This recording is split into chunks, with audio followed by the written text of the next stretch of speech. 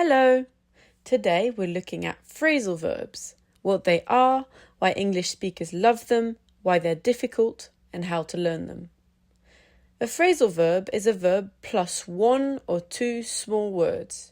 Kick off, look into, put up with. Together they make a new verb with its own meaning. The meeting kicks off at 9 means it starts at 9. I'll look into it means I'll investigate it. We can't put up with these delays means we can't tolerate them. English speakers love these verbs, and we have done for a very long time. They've been part of the language since at least the 13th century. Shakespeare used them constantly. When English needed to translate or define Latin verbs, these little combinations did the job. So they're part of what is essentially English about English. They're down to earth, they're idiomatic, and they're everywhere in informal speech. If you don't understand them, you can't fully understand everyday English. They also do something for you as a speaker. They make your language more fluid, more precise, and often shorter. And they protect you from sounding wrong for the situation. If you use the formal Latin-based synonym instead, you can sound distant or much too formal, or even dramatic. Nobody says desist from talking, we say pipe down or shut up. Nobody says I will reflect on it about a lunch invitation. We say I'll think about it. The formal verbs are not wrong, they're just heavier than most situations need. Listen to how many phrasal verbs appear in one ordinary working day. In the morning, you set up a meeting and send out the invitation. A colleague asks you to run through the agenda, so you go over the main points. In the meeting, someone brings up a problem with a supplier, and you work through it together. You run out of time, so you put off one item until Thursday. You wrap up the meeting, and afterwards you follow up on the actions by email. On the call that afternoon, the line is bad, so you ask the client to speak up. At the end of the day, you find out the delivery has been pushed back a week, and you have to deal with it tomorrow.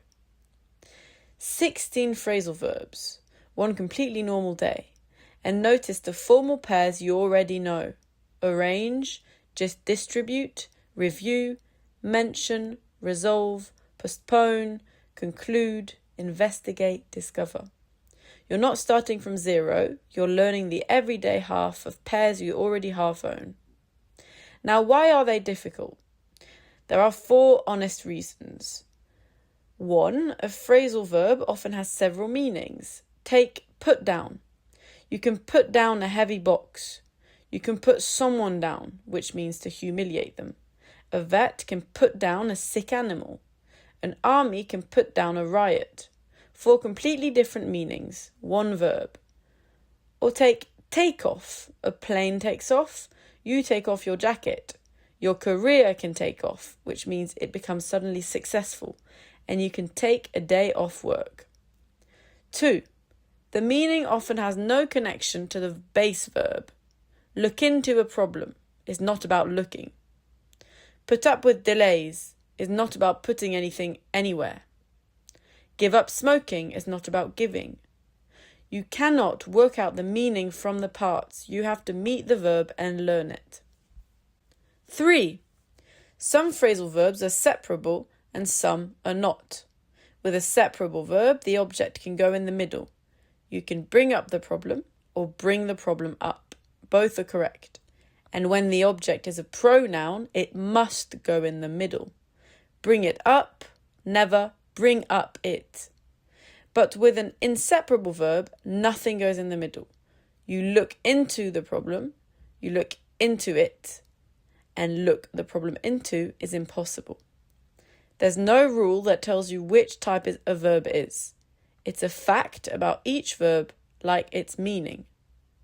4, there are a lot of them, more than 3,500 in common use, so you simply cannot sit down and memorize the list. Here's my advice in 5 steps. First, understand separable and inseparable, because you need that to build correct sentences, especially with pronouns. Second, Note down every new phrasal verb you meet in its context with a mark showing whether it's separable.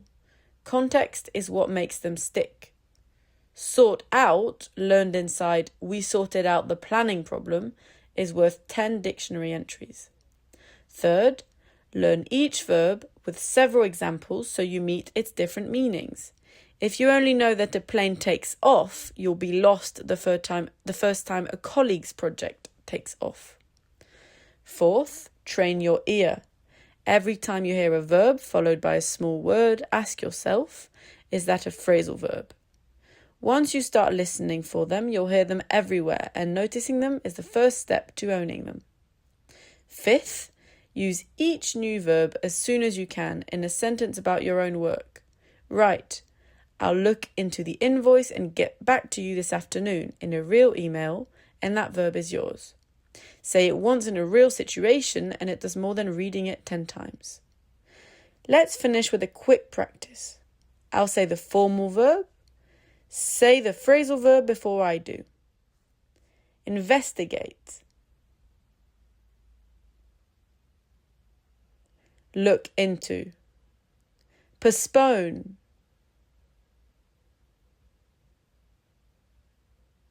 Put off. Tolerate.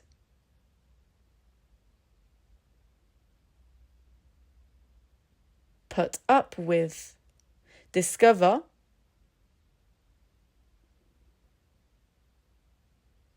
Find out. Conclude.